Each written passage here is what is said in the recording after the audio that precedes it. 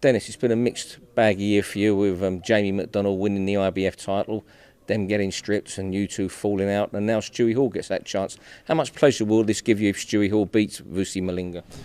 I think it gave me a lot of pleasure. It's born out of, like you say, a bad situation. The thing is, I've never had really a bad word with Jim McDonald.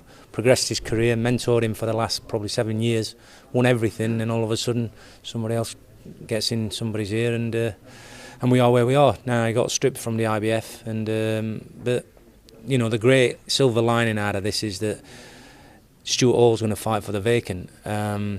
Jim McDonald was the first kid in history from Doncaster to fight and win a world title, and hopefully that's what's going to happen with Stuart Hall. He's the first kid from Darlington to ever fight for a world title, and hopefully in the same year going to be the first kid from Darlington to win a world title.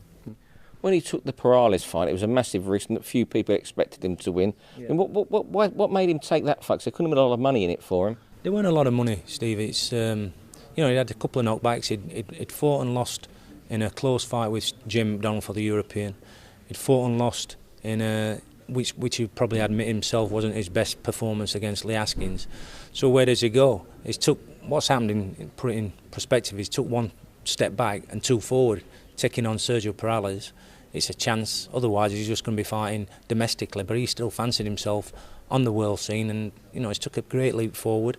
And he were bobbling around in the top 10 of the IBF, and hopefully waiting for an opportunity. But the opportunities come from themselves through the situation with Jim McDonald. So, great opportunity for him, and it's a fight he can win, Steve, as well. Yeah, I mean, he is going to be the underdog, but how tough? I mean, it's winnable, but how tough is it for him?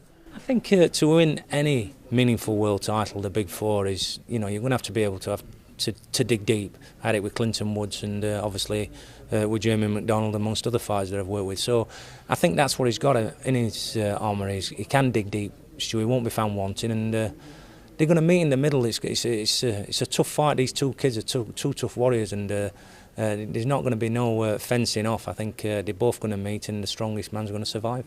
Yeah, it's a fantastic bill with Paul McCloskey, Frankie Gavin, and also you've got a heavyweight, Dave Allen. Can you tell us about him? He isn't short of confidence, is he? Do you know what? When it comes to boxing and being on the boxing scene, he's got this alter ego. He turns into something else.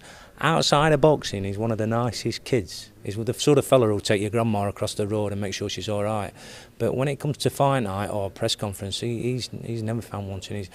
He's somebody that excites me, and obviously we've been involved in boxing for a lot of years, and I've known you a long time, Steve. And this kid, I think he could be a bit special, and he's got the attitude and personality, you know, with people like yourself who's going to bring that out of him. And I think he's going to be he's going to have that crossover, you know, and that's what we want in boxing. We want non-boxing people to get involved in boxing, and you need people with personalities, you know, like Nazim Ahmed had got, like Ricky Hatton had got. He got your non-boxing people interested in boxing, and I think Dave can do that.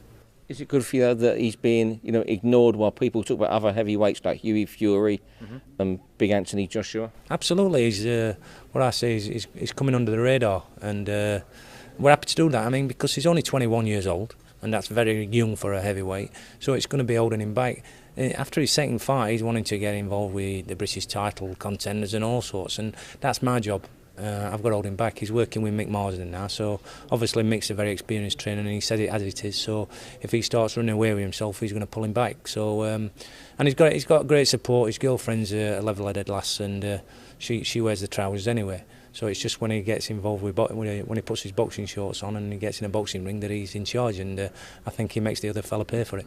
And finally, Paul McCloskey, you mentioned earlier. His first fight under Hobson Promotions. What are you expecting from Paul over the next 12 months? Well, that's one of the things I want to do. I want to speak to George at Queensbury, and together maybe we can resurrect his career, because you know he's a world-class operator. He gave Amir Khan, until he got cut, all sorts of problems, and I think very quickly we can get him involved in a world title, and that's after this fight I want to sit down with George and see how we can progress him. But obviously, you know, like he said, he's no spring chicken, but he's a fighter that we can move very, very quickly into world contention, so looking forward to that. And on the night, the show itself, how are the tickets going? This is the first for Leeds, and because it's not a Leeds kid fighting for a world title, I don't think that matters. I think the people of Leeds are going to want to come out to their fantastic arena, this fantastic venue that we've got here. There's going to be a large contingent, obviously coming down from the north east, and I think together the acoustics inside that place, I think Pavarotti will be proud to be playing there. So I think Stuart Hall's going to play the part very well.